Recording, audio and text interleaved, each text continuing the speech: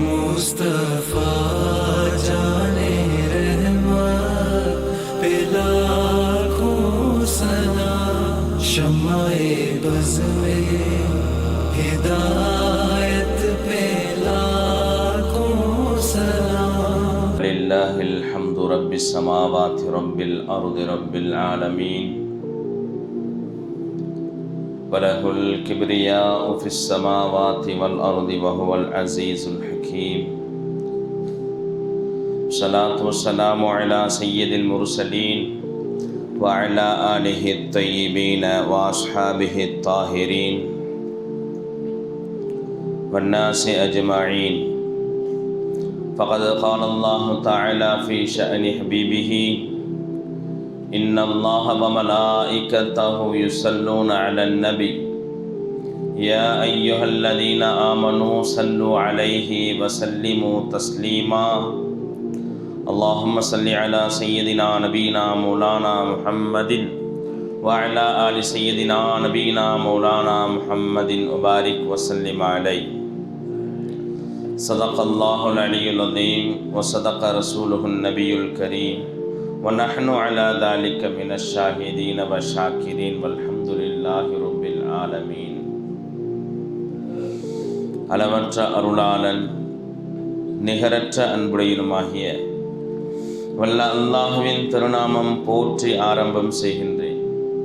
வற்றாத வாஞ்சி கொண்ட வான்மறையை வகுத்தளித்த வல்லல் நபி ஸல்லல்லாஹு அலைஹி வஸல்லம் அவர்களின் மீதும் அன்னாரின் அடிச்சுவடுகளிலே தங்களுடைய பாதங்களை தப்பாமல் தவறாமல் பதித்த உத்தம சத்திய சஹாபாக்கள், தாபிஈன்கள், தபஅ தாபிஈன்கள், நல்லவர்கள், நாதாக்கள், அம்பியாக்கள், அவுலியாக்கள், குறிப்பாக இங்கு கூடியிருக்கக்கூடிய நம் அனைவர்களின் மீதும் அல்லாஹ்வுடைய சாந்தியும் சமாதானமும் என்றென்றும் குன்றாது குறையாது நின்று நிலவட்டுமாக என்று அல்லாஹ்விடத்திலே துஆ செய்தவனாக என் உரையை ஆரம்பம் செய்கிறேன்.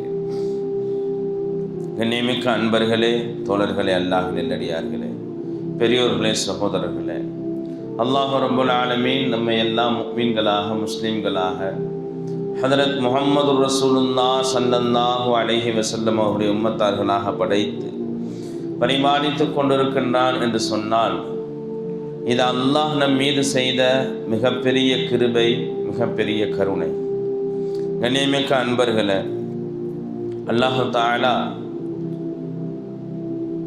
நபிமார்கள், ரசூல்மார்களுக்கு உலகத்தில் ஏற்பட்ட சோதனைகள், அவர்களுக்கு ஏற்பட்ட சிக்கல்கள், சிரமங்களிலிருந்து அல்லாஹ் தஆலா எந்த நாளிலே அவர்களுக்கு விமோச்சனம் கொடுத்தானோ, எந்த நாளிலே அவர்களை அல்லாஹ் காப்பாற்றினானோ, எந்த நாளிலே அல்லாஹ் அவர்களுடைய சிக்கலிலிருந்து, சிரமங்களிலிருந்து அவர்களுக்கு விடுதலை கொடுத்தானோ, அப்படிப்பட்ட ஒரு புனிதமான நாளிலே அல்லாஹ் தஆலா நம்மை எல்லாம் ஒன்று சேர்த்திருக்கிறான். அல்ஹம்துலில்லாஹ், அல்ஹம்துலில்லாஹ். இந்த ஆஷூராவினுடைய நாள், இந்த நாளில்தான் உலகத்தில் இருக்கக்கூடிய, உலகத்துக்கு வந்த எல்லா நபிமார்கள், ரசூல்மார்களுக்கு ஏற்பட்ட சிரமங்கள், கஷ்டங்கள், சிக்கல்கள், இவைகளிலிருந்து அல்லாஹ் தஆலா அவர்களுக்கு விடுபாடை, அவர்களுக்கு விடுதலையை அல்லாஹ் தஆலா கொடுத்தான். அப்படிப்பட்ட உயர்ந்தரமான புனிதமான நாளாக இந்த நாள் அமைந்திருக்கிறது. மேலும் அது சய்யிதுல் ஐயாம், நாட்களிலே உயர்ந்த நாளாகிய வெள்ளிக்கிழமையில் அமைஞ்சிருக்கு. எல்லாம் ஒரு சேர நமக்கு கிடைத்த பாக்கியமாக இருக்கு. பொதுவாகவே வெள்ளிக்கிழமை என்பது ஈதுல் ஃபுகரா, ஏழைகளின் பெருநாள் என்பதாக நபி அவங்க சொல்லியிருக்கிறாங்க. அதன் அடிப்படையில் வெள்ளிக்கிழமையே ஒரு சிறந்த நாள் தான். அதில் ஆஷூராவினுடைய நாளும் நமக்கு கிடைத்திருக்கிறது. அல்ஹம்துலில்லாஹ். ரசூலுல்லாஹி ஸல்லல்லாஹு அலைஹி வஸல்லம் அவங்க இந்த ஆஷூராவினுடைய நாளை பற்றி சொல்லும் பொழுது, கடந்த ஒரு வருடத்தினுடைய சிறு பாவங்களுக்கு பரிகாரமாகும் என்பதாக சொன்னார். கடந்த ஒரு வருடத்தில் நாம பாவ மன்னிப்பு கேட்காம நம்மையும் அறிந்தும் அறியாமலும் செய்துவிட்ட பாவங்கள், செய்திருக்கலாம், செய்துவிட்டு மறந்திருக்கலாம். செய்து அல்லாஹ்விடத்தில் தௌபா செய்யாமல் மன்னிப்பு கேட்காமல் விட்டிருந்த பாவங்களுக்கு இந்த ஒரு நோன்பு, 2 நோன்புகள், ஆஷுராவினுடைய 10 கூட 9 சேர்த்துக்கணும், அப்படி இல்லைன்னா 11 சேர்த்துக்கணும். இப்படி நோன்பு வைப்பது கடந்த ஒரு வருடத்தினுடைய சிறு பாவங்களுக்கு பாவ பரிகாரமாக அமையும் என்பதாக நபி அவங்க சொன்னார். ஆக இதனால இந்த நாள் ரொம்பவும் புனிதமான நாள். இந்த நாளில் செய்ய வேண்டிய அமல்கள் நோன்பு வைப்பது, அல்லாஹ்வை அதிகமாக திக்ர் செய்வது, அல்லாஹ்விடத்தில் அதிகமாக இஸ்திக்ஃபார் செய்வது, அல்லாஹ்விடத்தில் அதிகமாக என்ன செய்யணும், இஸ்திக்ஃபார் செய்வது, இவைகள் எல்லாம் என்ன செய்யணும், அதிகமாக செய்யக்கூடிய நாட்களாக இது அமைந்திருக்கு. அதே போல குடும்பத்துக்கு நாம் அதிகமாக என்ன செய்யணும், கொஞ்சம் நம்மளுடைய பொருட்கள்ல இருந்து கொஞ்சம் அதிகமாக செலவு செய்யணும். எப்பவும் செய்கிறத விட கொஞ்சம் கூட்டிக்கணும் இந்த நாளில். அதுக்கு நபி அவங்க என்ன சொன்னாங்கன்னு சொன்னால், இந்த ஒரு வருடத்திற்கு உண்டான ரிஸ்க்கு பாக்கியங்களை அல்லாஹு தாலா என்ன செஞ்சிடறான், கொடுத்துட்றான் என்பதாக, அதில் பரக்கத்து செய்து விடுகிறான் என்பதாக நபி அவங்க சொன்னாங்க. புரிஞ்சா? ஒரு வருஷத்துக்கு தேவையான ரிஸ்க்கு என்ன செஞ்சிடும், இந்த ஒரு நாள் செலவுல கிடைச்சி போயிடும். வீட்டுக்கு செலவு செய்கிறது தான், வீட்டுக்கு செலவு செய்கிறது எப்பவும் நடக்கிறது தானே. வீட்டுக்கு சாமான் என்ன செய்யணும், டெய்லி வாங்கிட்டு தான் போகிறோம். தேவையான அரிசி, பருப்பு, காய்கறி, வெங்காயம், தக்காளி எல்லாம் நம்ம என்ன செய்ய தான் செய்யணும், வாங்கிட்டு போக தான் செய்யணும். கொஞ்சம் கூடுதலாக கொஞ்சம் பிள்ளைகளுக்கு தேவையான விஷயங்களில் கொஞ்சம் நம்ம கூடுதலாக செஞ்சோம். புரியுதா? 2 சாக்லேட் வாங்கிட்டு போவீங்கன்னா ஒரு 5 சாக்லேட் பிள்ளைங்களுக்கு வாங்கிட்டு போனீங்க, பார்த்து சந்தோஷம். அந்த பிள்ளைங்க என்ன செய்யணும், சந்தோஷம். நம்ம வீட்டுக்கு 1/2 கிலோ கறி வாங்குவோம்னா அன்றைக்கி 1 கிலோ வாங்கிட்டு போனீங்க, ஒரு 3/4 கிலோ கறி வாங்கிட்டு போனீங்க, கொஞ்சம் கூடுதலாக சமைச்சிங்க. குடும்பம் சந்தோஷம் அடையுது இல்லையா? குடும்பம் என்ன செய்யுது, அந்த பொருட்களை கொஞ்சம் கூடவாக அதிகமாக பார்க்கும் பொழுது அந்த குடும்பத்திற்கு ஒரு சந்தோஷம் ஏற்படுது. அந்த சந்தோஷத்தை அல்லாஹ் தஆலா வருடம் முழுவதும் நீட்டி போட்டுடுவோம். அந்த வருடம் முழுவதும் என்ன செஞ்சிருவான், நீட்டி போட்டுடுவான் அல்லாஹ் தஆலா. அந்த பிள்ளைங்கள்லாம் சந்தோஷமா இருக்கிறாங்க. ஸல்லல்லாஹு அலைஹி வஸல்லம் சொன்னாங்க, வீட்டுக்கு போகும் பொழுது வீட்டில் இருக்கக்கூடிய குழந்தைகளுக்காக வேண்டி ஏதாவது ஒரு சாமான் வாங்கிட்டு போகணுமா. எப்படி வீட்டுக்கு போறீங்க, பிள்ளைங்க இருக்கிறாங்க வீட்டுக்கு, இது நம்ம கிட்ட எப்பவுமே இருக்கக்கூடிய பழக்கம் தான். எங்க இருந்து வந்தது, நபி ஸல்லல்லாஹு அலைஹி வஸல்லம் அவங்கள்ட்ட தான் வந்துச்சு. அவங்க செஞ்சும் காட்டினாங்க, வாழ்ந்தும் காட்டினாங்க, சொல்லியும் கொடுத்துருக்கிறாங்க. கொஞ்சம் வீட்டுக்கு போகும்போது ஏதாவது இங்கே வாங்கிட்டு போறீங்க, ஏதாச்சும் சாக்லேட்டோ இல்லை தின்பண்டங்களோ ஏதோ பழமோ ஏதோ வாங்கிட்டு போறீங்க, உங்க கையை பார்க்க அந்த பிள்ளைங்க அந்த பிள்ளைங்க பார்க்கும். அந்த பார்த்த உடனே அந்த சந்தோஷம் வரும். அந்த பிள்ளைகளுக்கு நீங்க வாங்கிட்டு போக வேண்டும் என்பதற்காக வேண்டி உங்களுடைய ஆயுள் அல்லாஹ் தஆலா அதிகப்படுத்திடுவான். ஏன் உங்க கையை பார்க்கும் இல்லையா, நீங்க வந்தா அந்த கை வெறுங்கையாக வரக்கூடாது என்பதற்காக வேண்டி ரிஸ்க் பாக்கியத்தையும் அதிகமாக கொடுத்துருவான். அந்த நபரையும் அல்லாஹ் தஆலா நீண்ட வயசுக்கு வாழ வச்சிருவான். எப்படி பாருங்க, அந்த நபரையும் நீண்ட வயசுக்கு வாழ வச்சிருவான்.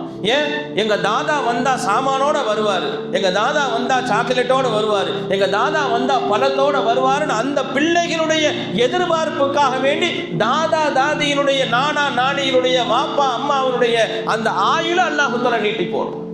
பாருங்க, வீட்டுக்கு செலவு செய்யறது தான் பாவா, அது ஒரு இபாதத். அது ஒரு இபாதத். வீட்டுக்கு செலவு செய்யறது நம்ம சும்மாவே செஞ்சுக்கிட்டு தானே இருக்கிறோம்.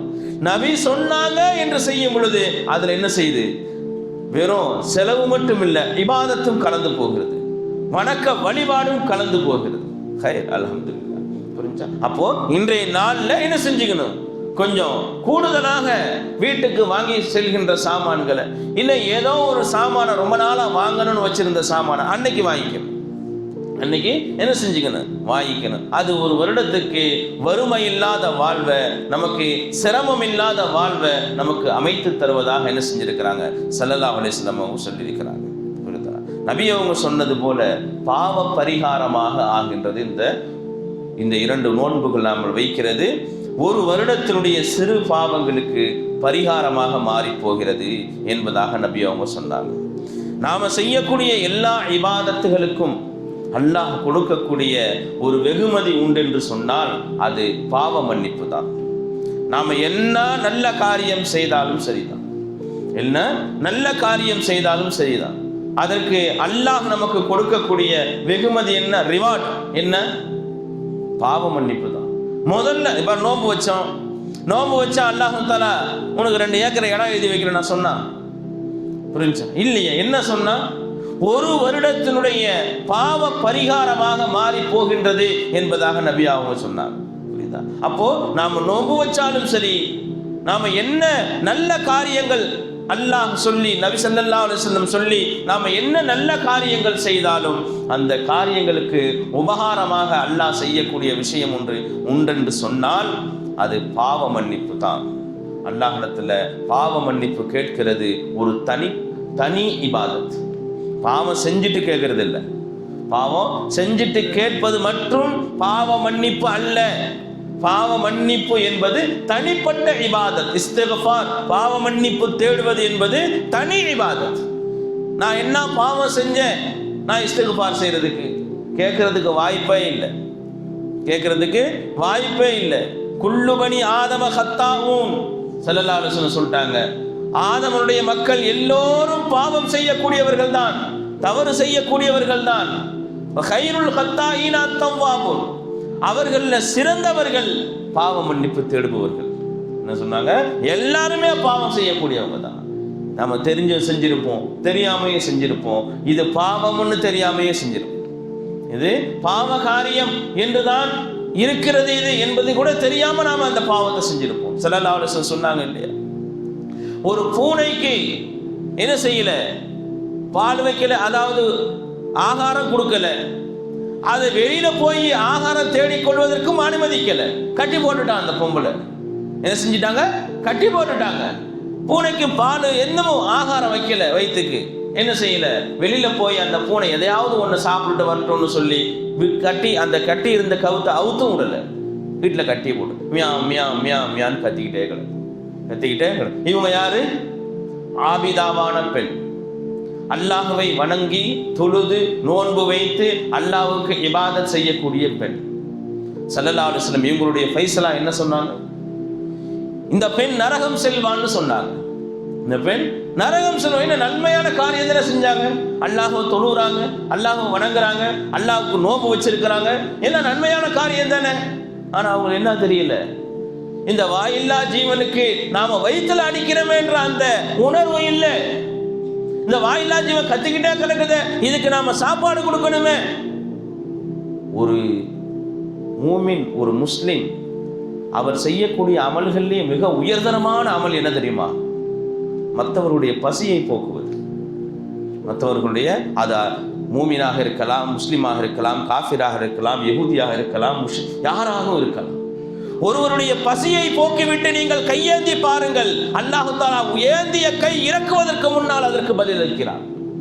ஏந்திய கையை இறக்குவதற்கு முன்னால் பசியினுடைய கொடுமை என்னவென்று தெரிய வேண்டும் என்பதற்காக வேண்டித்தான் நோன்பை கடமையாக்கினான்.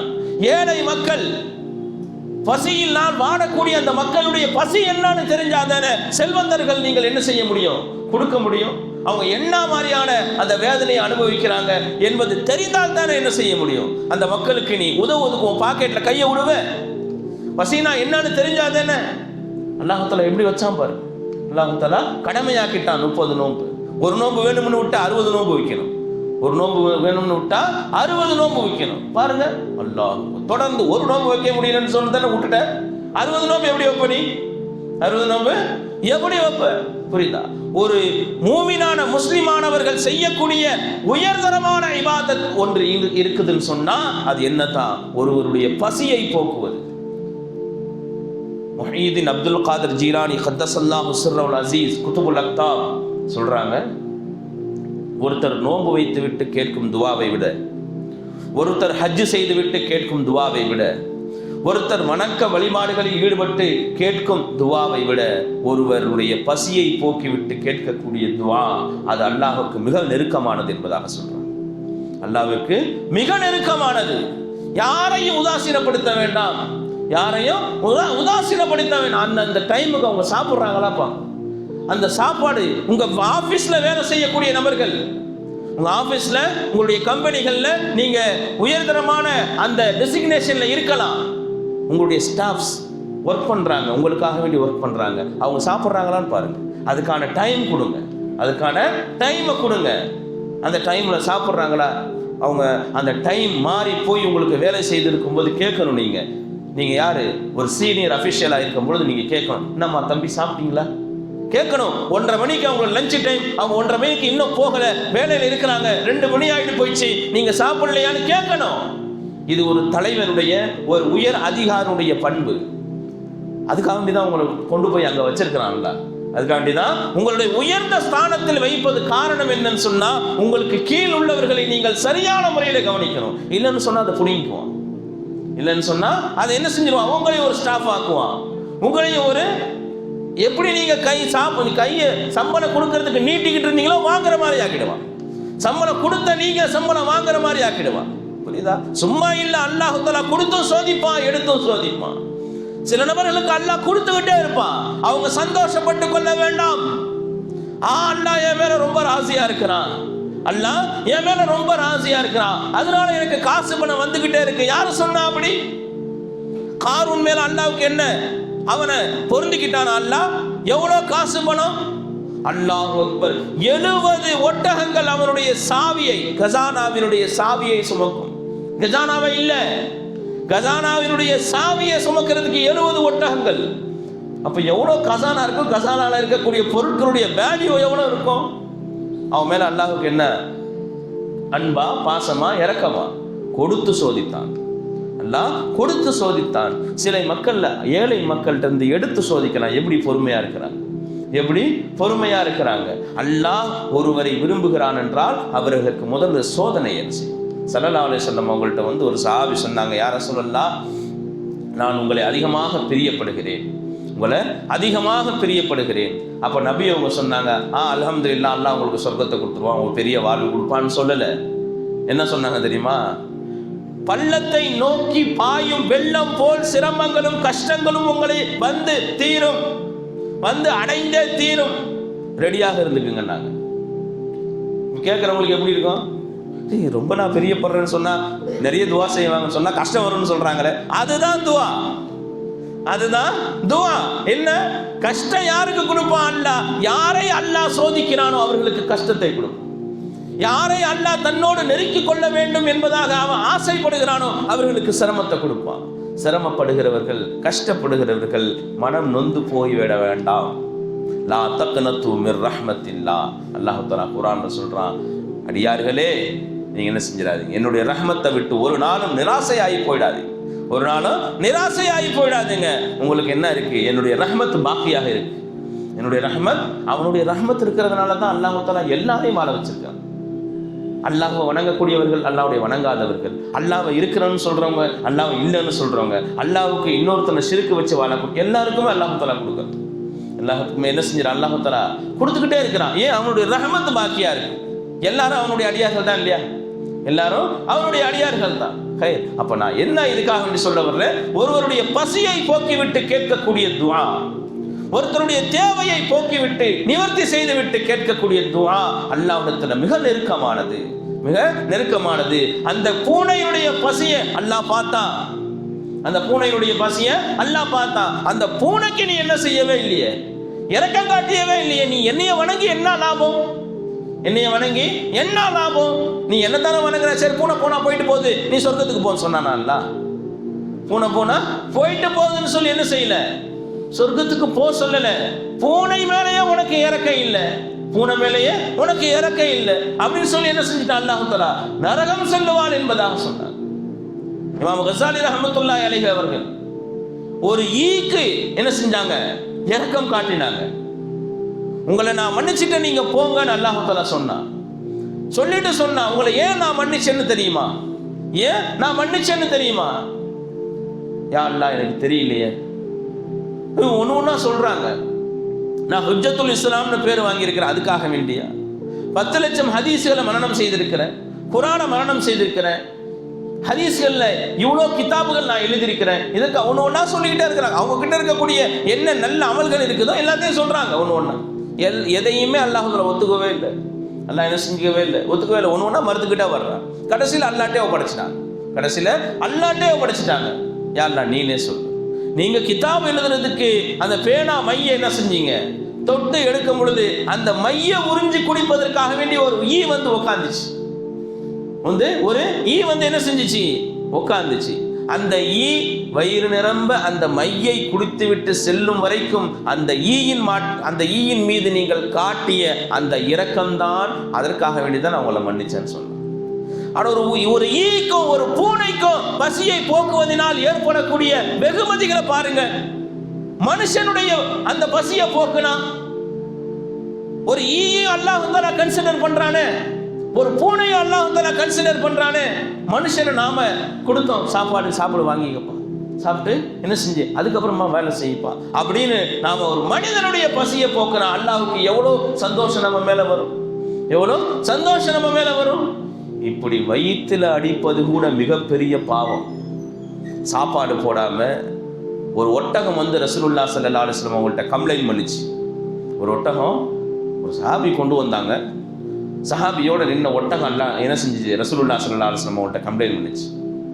கம்ப்ளைண்ட் பண்ண உடனே நபி அவங்க கேட்டாங்க, ஏப்பா நீ ஒழுங்கா சாப்பாடு வைக்கிறது இல்லையாமே, இதுக்கு இந்த ஒட்டகத்துக்கு நீ ஒழுங்கா சாப்பாடு வைக்கிறது இல்லையாமே, வேலை வந்து ரொம்ப அதிகமான வேலை கொடுக்குறியாமே, அது என்கிட்ட கம்ப்ளைண்ட் பண்ணுதுன்னு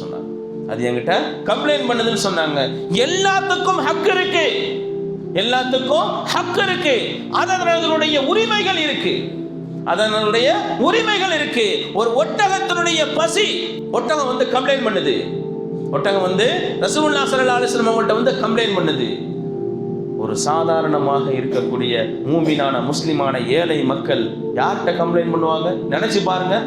அவங்களுடைய கம்ப்ளைண்ட் எங்க போகும்னு சொல்லி, யாரு பொறுப்பாளியோ அவர்கள் அனுபவத்தை தீர வேண்டும், யாரு பொறுப்பாளியோ அவர்கள் அனுபவத்தை தீர வேண்டும். புரியுதா? யோசனை பண்ணிக்க. நமக்கு கீழே இருக்கக்கூடியவங்க, நம்முடைய பொறுப்புல இருக்கக்கூடியவங்க எல்லோரையும் அல்லாஹ் கேள்வி கேட்பான்.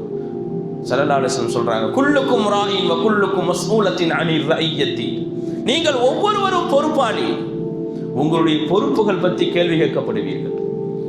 தாம் பொறுப்பை சரியா என்ன செஞ்சுக்கிறது இல்லை, சரியா செய்யறது இல்லை, ஆப்போசிட்ல இருக்கக்கூடிய பொறுப்பை பத்தி பேசுறது. அல்லாஹ் உன்னை கேள்வி கேட்பான், அல்லாஹ் உன்னை கேள்வி கேட்பான். ஏன் சொல்ற? உன்னை கேள்வி கேட்க மாட்டானா? சொல்ற உன்னை கேள்வி கேட்க மாட்டானா? அப்படி சென்று என்ன செய்யறாங்க? சில பேர் வாழ்றாங்க.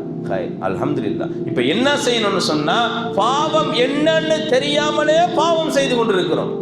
பாவம் என்னன்னு, அந்த பூனைய பட்னியா போடுறது பாவம்னு தெரியாம அந்த அம்மா என்ன செஞ்சிச்சு? பட்னியா போட்டுட்டு அல்லாஹு அக்பர்னு அல்லாஹ் தக்பீர் கட்டி தொழுதுகிட்டே இருந்துச்சு, வணங்கிக்கிட்டே இருந்துச்சு, நோம்பு வச்சுக்கிட்டே இருந்துச்சு. நீ தான் நோம்பு வச்ச, பூனையுமா நோம்பு? பூனைக்கு என்ன நோம்பு வேண்டிய கிடக்கு? அதுக்கு தேவையானதை கொடுக்கணுமா இல்லையா? அப்போ என்ன பாவம்னு நம்ம தெரியாம செஞ்சுக்கிட்டு இருக்கிறோம், எது பாவம்னு நம்ம தெரியாம செஞ்சுக்கிட்டு இருக்கிறோம். இப்படி தெரிந்து செய்த தெரியாமல் செய்த பாவங்களுக்காக வேண்டி அல்லாஹ் தஆலா இந்த 2 நோன்புகளை, ஆஷுராவினுடைய 2 நோன்புகளை பாவ பரிகாரமாக மாற்றிக்கொள்வதாக நபி ஸல்லல்லாஹு அலைஹி வஸல்லம் அவங்க சொல்றாங்க. புரியுதா? கடந்த ஒரு வருடத்தினுடைய பாவ பரிகாரம். என்னமோ நடந்திருக்கலாம், தெரிஞ்சும் நடந்திருக்கலாம், தெரியாமையும் நடந்திருக்கலாம். அப்போ அல்லாஹ் தஆலா நாம செய்யக்கூடிய எல்லா அமல்களுக்கும் அவன் தரக்கூடிய ரிவார்டு என்னன்னு சொன்னா, அது பாவ மன்னிப்பு தான், அது பாவ மன்னிப்பு தான். புரியுதா? அதனால பாவ மன்னிப்பு அதிகமாக நம்ம கேட்கணும். எதுலெல்லாம், அதனால தான் அல்லாஹ் தஆலா எல்லாத்துக்குமே பாவ மன்னிப்பு கொடுத்துட்டான், எல்லாத்துக்குமே பாவ மன்னிப்பு கொடுத்துட்டான். நம்ம என்ன தொழுதாலும் பாவ மன்னிப்பு, நோன்பு வச்சாலும் பாவ மன்னிப்பு, நம்ம ஹஜ்ஜு செஞ்சாலும் பாவ மன்னிப்பு, என்ன செஞ்சாலும் பாவ மன்னிப்பு. ஏன்னா நம்ம தெரியாமல் நிறைய செஞ்சிடறோம். அடுத்தவர்களுடைய மனது புண்படுபடி பேசுறது, அடுத்தவர்களை மூமினானவர்களை திட்டுறது. சிபாபுல் முஸ்லிமு ஃபுசூக்குன் ஸல்லல்லாஹு அலைஹி வஸல்லம் சொன்னாங்க. ஒரு மூமினை திட்டுறது பாவம்னு சொன்னாங்க, ஒரு மூமினை திட்டுறது பாவம்னு சொன்னாங்க. நாம தெரிஞ்சிருக்கலாம், தெரியாமல் இருக்கலாம். என்ன செய்யறோம்? நம்ம பாட்டுக்கு சில நேரங்களில் நம்ம தகாத வார்த்தைகளால் திட்டமும் செஞ்சிடறோம், நம்ம பாட்டுக்கு சும்மா இருந்துடுறோம். போயிட்டு போறான் அவன் அப்படின்னு சொல்லிட்டு நம்ம பாட்டு இருந்துடுறோம். அந்த சண்டை அன்னைக்கு உங்களுக்கு நடுவில் முடிஞ்சிடும். ஆனால் நீங்க சொல்லக்கூடிய வார்த்தை, சொன்ன வார்த்தை என்ன செஞ்சிடும்? அப்படியே நின்றுடும். சொல்லுவாங்க இல்லையா, ஏதோ ஒன்று கொட்டினா அள்ளில்னா சொல்ல கொட்டினா அள்ள முடியாது. புரியுதா? எல்லாத்தையும் நின்று செஞ்சுக்கிறது இல்லை, அல்லாஹ் தஆலா விட்டுறது இல்லை. நீங்க விட்டுடுவீங்க, அல்லாஹ் விட மாட்டேன். நீங்க மறந்துடுவீங்க, அல்லாஹ் மறக்க மாட்டேன். ஆகையினால ஒரு முஸ்லீமை திட்டுறது பாவம்னு நபி அவங்க சொன்னாங்க. அப்போ இந்த பாவங்களுக்கெல்லாம் பரிகாரம் எப்படி தேடுவோம்? நம்ம தான் விட்டுட்டு போயிட்டே இருக்கிறோமே. நல்லா திட்டின, நல்லா அவனுக்கு என்ன செஞ்சிருக்கோம்? வலிச்சிருக்கோம். அப்படின்னு நம்ம சும்மா சொல்லிட்டு போயிட்டே இருக்கிறோம். அது அல்லாஹ் தஆலா உங்களுடைய வாயிலிருந்து வெளியேறும் பொழுது அந்த வார்த்தைகளுக்கான பாவங்களை என்ன செஞ்சிடலாம், எழுதிடலாம். அதனால நாம் என்ன செய்யணும்னு சொன்னா, அதிகமாக பாவ மன்னிப்புகளில் ஈடுபடணும். ஒரு பாவ மன்னிப்பு ஒரு அடியான் கேட்டா, அந்த அடியான் கேட்கும் பொழுது அல்லாஹ்வுக்கு எப்படிப்பட்ட சந்தோஷம் வருதுன்னு சொன்னா, ஒரு மலடி குழந்தை பெற்றா எப்படி சந்தோஷப்படுவாங்களோ அது போல அல்லாஹ் தஆலா சந்தோஷப்படும். தன்னுடைய ஒட்டகம், கட்டு சாதத்தோடு தொலைந்து போன ஒட்டகம் திரும்ப கிடைத்தால் எப்படி ஒரு பாலைவன பிரயாணி சந்தோஷப்படுவாரோ அதுபோல அல்லாஹ் தஆலா சந்தோஷப்படுறான். ஏன்? உங்களை தண்டிக்கிறதுலேருந்து நீங்க தப்பிச்சுக்கிட்டீங்க.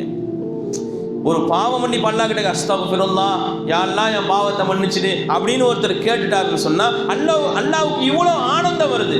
என்ன, எதுக்கு ஆனந்தம் வருது? உங்களை தண்டிக்க வேணாம், இப்போ உங்களை தண்டிக்கிறதுலேருந்து நீங்கள் உங்களை விடுவிச்சுக்கிட்டீங்க. பாவ மன்னிப்பு கேட்டுட்டீங்க, அஸ்தக்ஃபிருல்லாஹ்னு சொல்லிட்டீங்க, யா அல்லாஹ் என் பாவத்தை மன்னிச்சிடுன்னு சொல்லிட்டீங்க. என்ன செஞ்சுட்டான் என் அடியான், என் பாவ மன்னிப்பு கேட்டுட்டான், அவன் பாவம் என்ன செஞ்சான் அது எல்லாத்தையும் நான் மன்னிச்சிடுவேன் அப்படின்னு அல்லாஹ்வுக்கு ஒரு ஆனந்தம் வந்துடுது.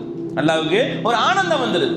என்ன செஞ்சுட்டான், என் பாவ மன்னிப்பு என் அடியான் கேட்டுட்டான், அவனை நான் தண்டிக்க மாட்டேன், அவனை நான் மன்னிச்சிடுவேன். உங்களை தண்டனையிலிருந்து விடுவித்தால் நீங்கள் அடையும் சந்தோஷத்தை விட அல்லாஹ் அதிகமாக சந்தோஷப்படுறான்.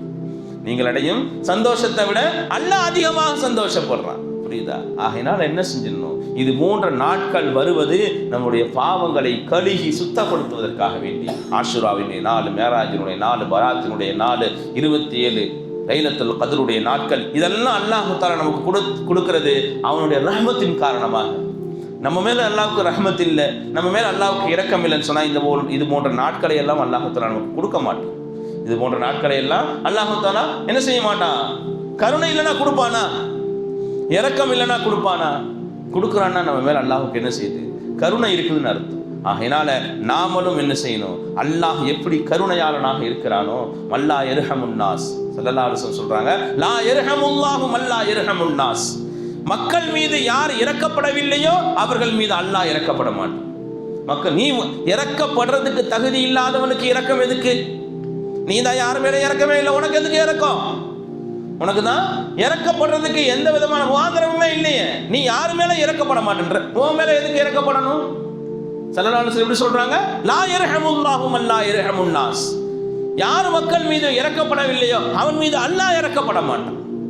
அதனால எல்லோரும் மீதும் என்ன செய்வோம், இரக்கமாக இருப்போம். நம்முடைய பொறுப்பாளி, நமக்கு கீழே இருக்கக்கூடியவங்களுடைய, நம்முடைய பொறுப்பில் இருக்கக்கூடியவர்களுடைய அந்த ஹக்குகளை நிறைவேற்றும். அவர்களுக்கு என்ன ஹக்கு இருக்கோ, உரிமைகள் இருக்குதோ அதை நிறைவேற்றும். அல்லாஹ் தஆலா கிருபை செய்வானாக.